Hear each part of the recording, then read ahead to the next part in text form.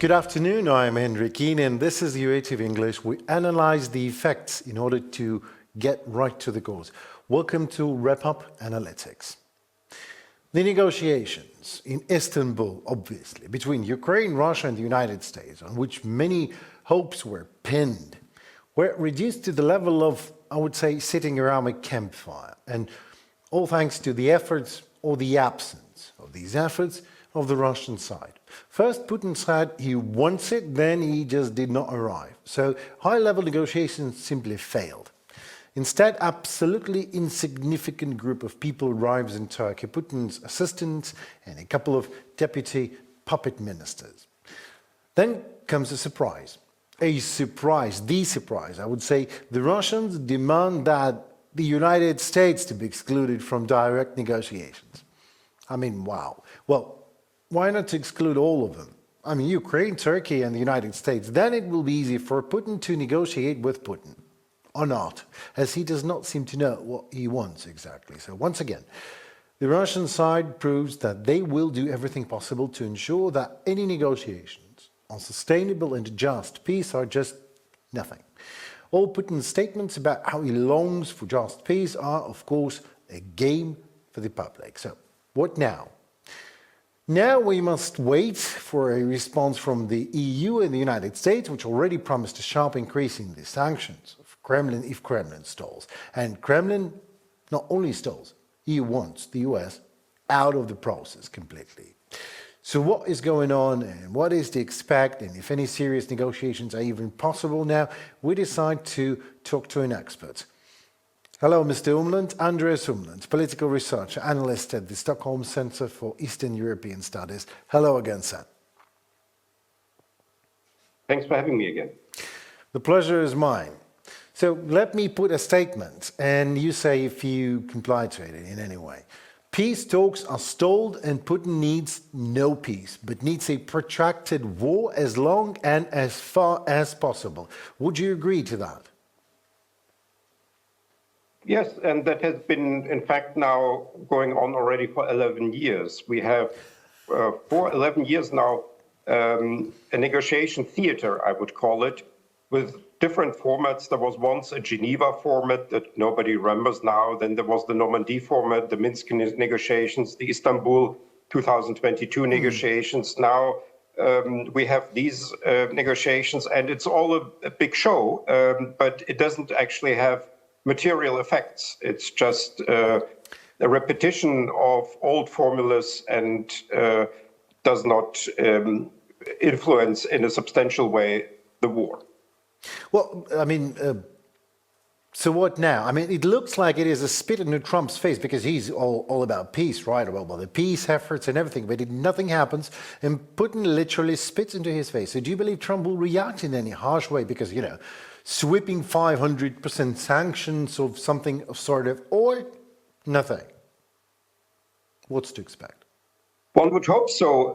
I think that should have actually happened before this attempt to mediate between Russia and Ukraine. The pressure should have come first, and then once Putin feels the pressure, then the mediation should have started. That would have made sense.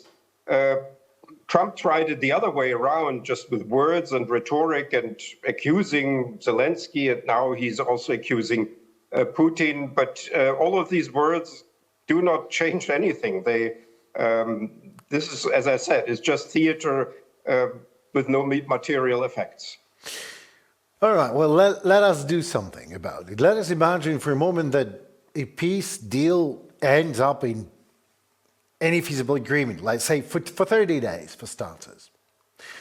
How would you estimate further chances, for a solid peace after this period? So 30 days truce happens. Then what? I'm not very hopeful. As I said, I think as long as there is some material change on the ground in the Russian economy, with the Russian army having to retreat, these will be maneuvers. There could be a ceasefire for a while, which will then be violated again. And it's a back and forth, and it's basically made to believe for a foreign audience, also for the Russian audience, to make people believe that the problem is somehow in the relations between Russia and Ukraine, or it's somehow in Kyiv, or the West is guilty, or just to create new headlines that do not change anything in Russia's behavior. So, yeah, obviously, and they're quite successful in doing that. People really believe that these, I hate this saying a collective West, but collective West is doing something wrong because Putin is not agreeing to that. Well, I guess you just have to be inclined with that kind of thinking, to be thinking that way. But in case of a 30 days truce sets in, Europe is not going to send any troops in Ukraine. They say that they might send some troops if a firm, just peace, long-lasting, whatever that means, sets in. Is that right? Is that what is going on? Yes, but that is in a way a contradiction in terms, because that is exactly what Putin does not want. And so it's actually something that is preventing a ceasefire, because Putin will not agree to a ceasefire that would then bring Western troops into Ukraine. So it has to go the other way around. The Western troops have to arrive, or at least maybe a no-fly zone could be created, maybe not actually ground troops, something like that. And then you can talk again. But there should be a reason for that not happening. Is that what, a cowardice?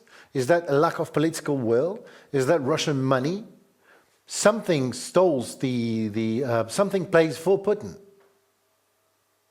Or somebody? Yeah, it's everything of what you said. And I think the main factor is simply fear and this sort of play on nerves that Moscow is also conducting here, which is actually contrary to the spirit of the non-proliferation regime for nuclear weapons, because that is exactly what Russia, what a nuclear weapon state should not do. It should not use its nuclear weapons, especially vis-a-vis non-nuclear countries that have also signed the non-proliferation treaty, to harass them. And so that makes the whole world order actually dubious, because it's sort of, it seems to be in favor of the principle of might is right instead of some sort of rule of international law. But this is, I mean, this is like his disease. It's spreading all over the Asian parts of the world, all over the everywhere. Now the might is right. And I mean, it always was that way, wasn't it? Well, I mean, of course, we did not have really a liberal international order after World War. I mean, before World War II, it was indeed might is right. But after World War II, with the UN system, with the non-proliferation regimes for nuclear weapons, chemical weapons, biological weapons, and lots of other, there was something like an order emerging. It was still not ideal. And now these basics about national sovereignty, territorial integrity, non-movability of borders cannot be upheld. And then again, it's going to be a world of the international jungle, basically, that indeed might is right. Is there anything we can do about it? I mean, politically, you have just to have a will, because some say, I've been talking to different experts, some say that Europe is weak militarily. Some say it is not.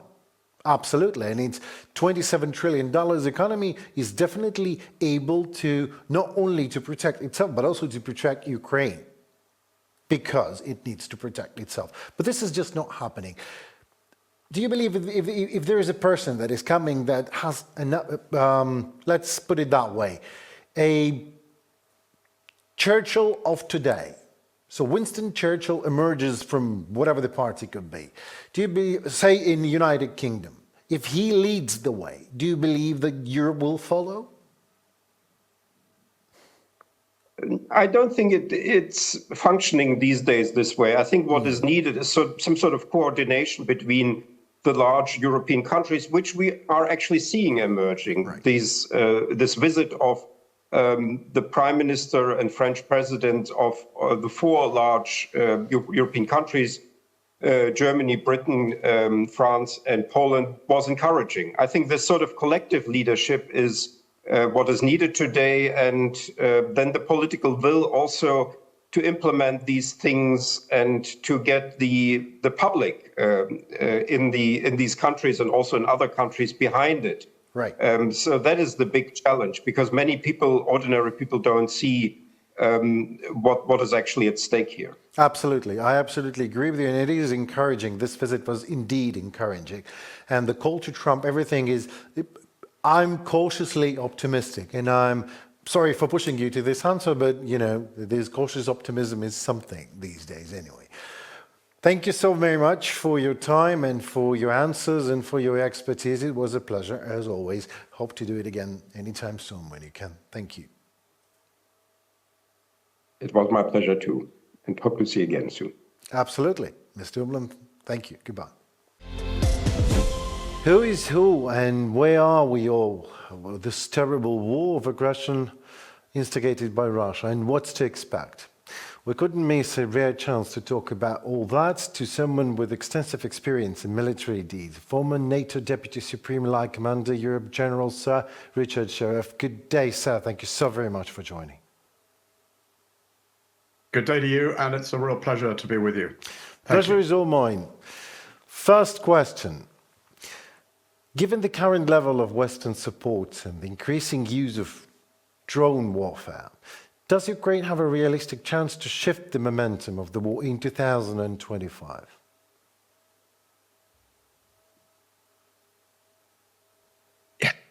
The answer is to shift the momentum of the war.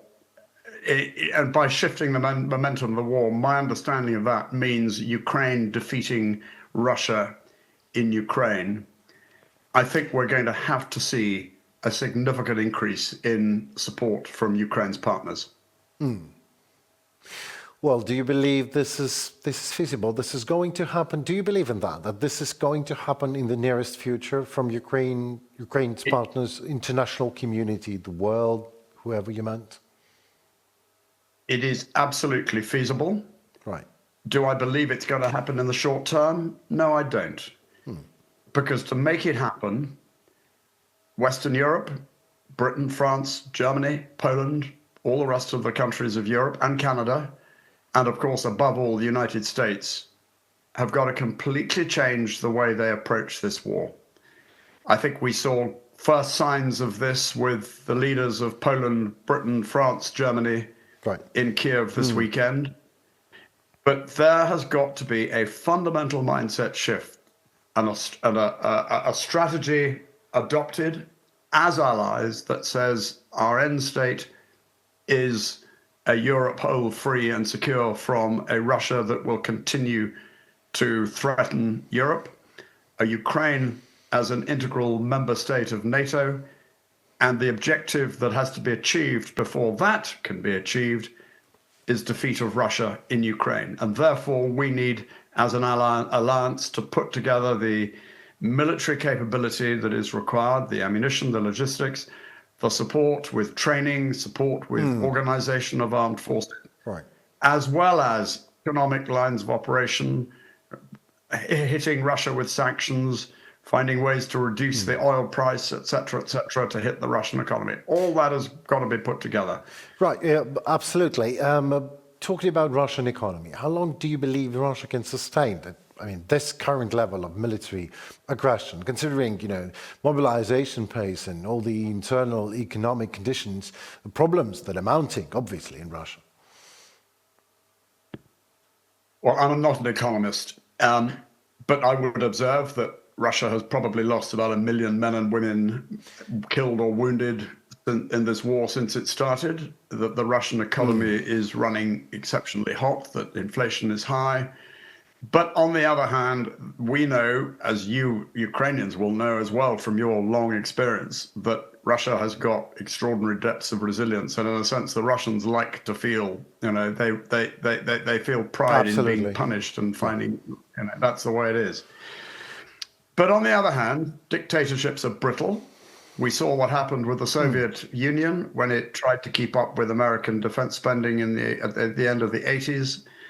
And my sense is that if Ukraine can hold on for maybe 18 months, then Russia is going to find it increasingly difficult. If you look at what Russia has actually achieved, yes, it made gains, but look at the cost of those gains.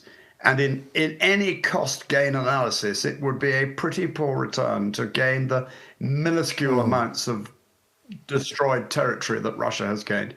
Ukraine has not lost. Ukraine is not losing. Ukraine is holding on, and Ukraine can survive and thrive.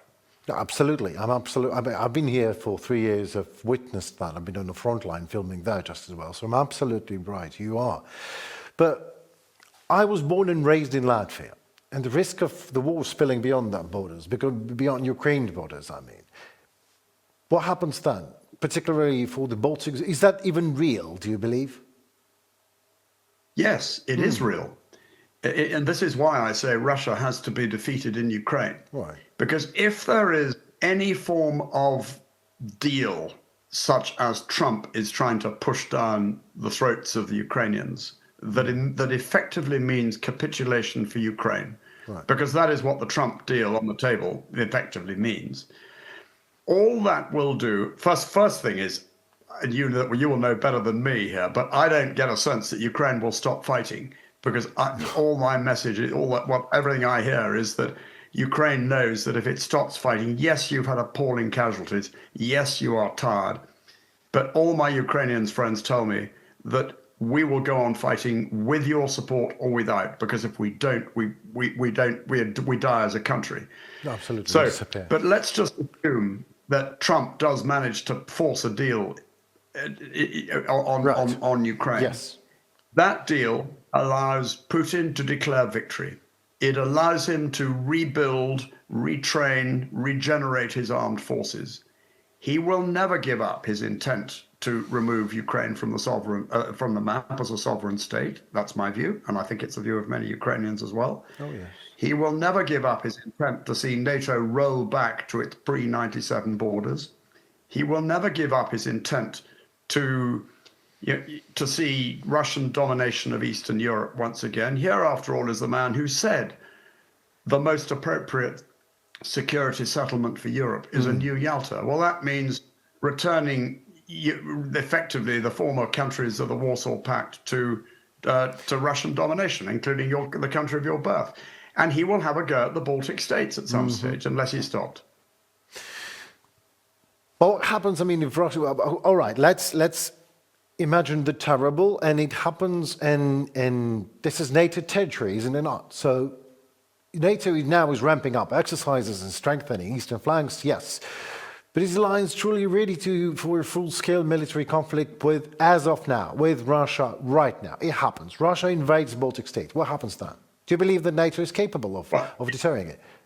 It means NATO and Russia are at war. As you know, under the terms of Article 5 of the Washington Treaty, an attack on Latvia or Estonia or Lithuania or any other NATO country means that all the rest of NATO is treaty bound to come to the aid of those countries if attacked. Right. Is NATO ready for it? Is NATO really ready for full-scale war with Russia?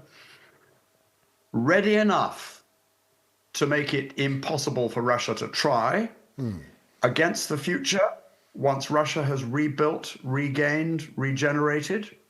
It's got a long way to go to be fully ready. Right. And this is, again, I come back to my point about the fundamental mindset shift needed right across the NATO alliance. Because if you can't you can't separate out the need to build a strategy to support Ukraine to defeat Russia from the need to build up NATO to deter Russia. The two are two sides of the same coin. And to do that, NATO has to dig really deep. Now, I would observe that I think countries like Latvia, like Lithuania, like Estonia, like Poland, they absolutely get it. Finland absolutely gets it. They understand Russia. You really understand Russia. But if I go out to into the streets or into my local village, or around, if I ask people in London, do you really think there's a danger of war with Russia? And the same would be the same in Germany, and I suspect France as well. Most people think, no, there's not really a danger. So we have to get the message across that there really is a danger. And it's only when electorates understand and political leaders have educated electorates, would they be able to generate the necessary support. Having said all that, I do think that the key leaders of Europe in NATO, the four that we saw in Kyiv the other night, I think they get it. Absolutely, they get it. The challenge they face is getting it across politically. Well, maybe that this would move. The shift of the mindset. This is the political deed, right? Because we can't do much about it. Like media, what should we do? What would you do if you would be able to do it? Maybe something terrible should happen before this actually happens in this mindset. Maybe Russia. I don't think that Russia will actually invade the Baltic states. Maybe it is possible, but then, but not England, not Britain, not United States. And No, that makes they're not me, going to. yeah. We're not going to see Russian tanks in the Champs-Elysees or the Right. or the Mall in London.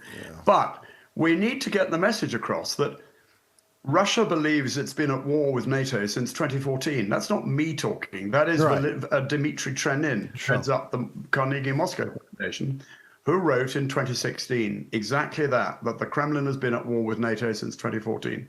How is that war manifest?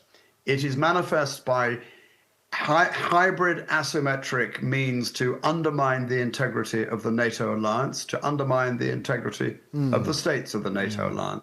It's cyber attacks, it's manipulation of minorities, it's assassination.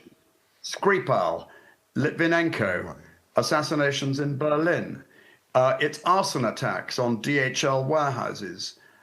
It's a whole range of it's espionage, and it's a whole range of activities which Russia is directing actively against all NATO countries, not just the NATO countries of Eastern Europe.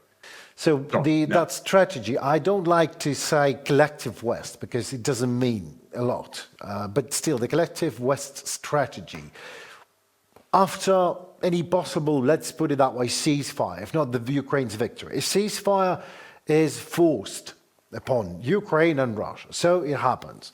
So what do we do? To isolate Russia, to manage its collapse, to instigate its further collapse, or prepare for, I don't know, some sort of engagement with post-Putin regime, maybe even to instigate post-Putin regime? I think let's focus on what has to be done. And what has to be done is defeat of Russia and Ukraine. What happens in Russia is a matter for Russia.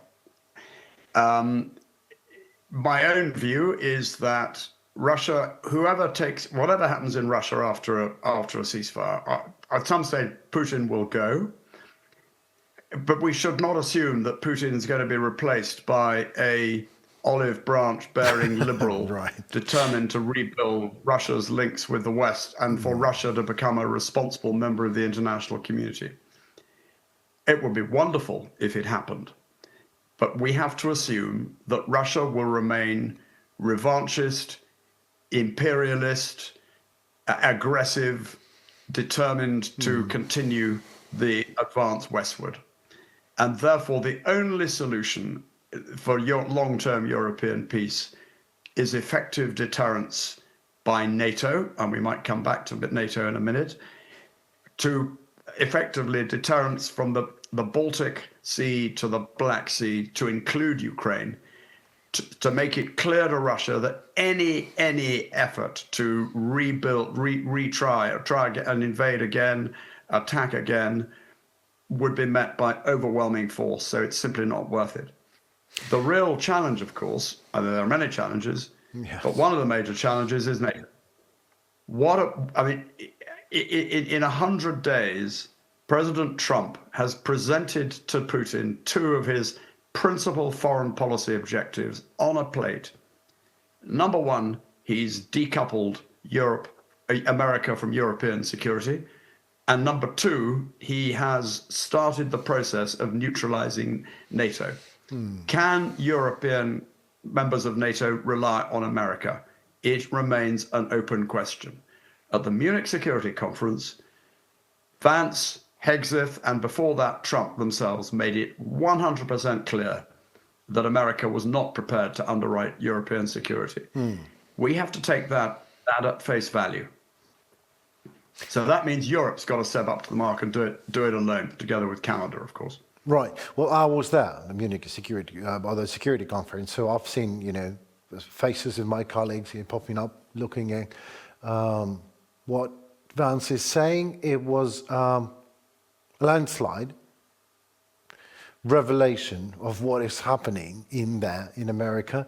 But nevertheless, if politicians in France, in Germany, in the United Kingdom, in Poland understand what is fundamentally not understood by usual people on the streets in your village, who is Vladimir Putin? And that's 3 years of this ferocious war been raging in Ukraine. Still, people do not understand it. We in Latvia and Baltic states understand that clearly because we've been under Soviet foot. We've been there. We know what it takes to get out of that paradigm. So maybe there is no other way but politicians to understand it first and then exactly to explain it, to do what exactly? To explain it to constituency, right? Or Well, I mean, people like me will go on talking to people like you and to British media and to other media. And I find when I do talk, people get it, people understand it. right. But these things, you know, let's be optimistic for a moment. The glacier is moving slowly in the right direction. It is moving. Public opinion is moving in the right direction. Public opinion, and you know, in my country, there is enormous sympathy, support for Ukraine. True. That's always been the case. And that is, you know, it's really, really deeply felt. I can think of the number of, you know, the support for charities sending ambulances to Ukraine, medical supplies to Ukraine, support for Ukrainians who've come to Britain. There is enormous tacit support. There is deep distrust. Everybody understands that Putin is an evil, genocidal, autocratic dictator who has brought down appalling savagery on the people and cities of Ukraine.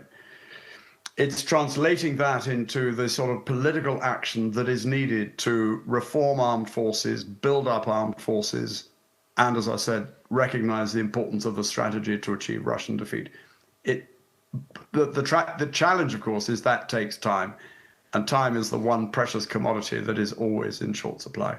Absolutely, and costs blood for us here in Ukraine. But UK always was for us. That's the people here know that, we see that, and we thank you as a nation. We thank you, sir. Thank you so very much for your expertise and for your time and for your effort to make people understand who Vladimir Putin is and what shall we do all about that. Thank you. Well, we absolutely support all of you in Ukraine. Slava Ukraini. Thank you so very much, sir. Slava Ukraini. Goodbye. Hello, Slava. Yes, exactly. So, yeah, promise me we do it next time again. I have a lot of questions. Okay. All great. right. Thank you so very much. Goodbye.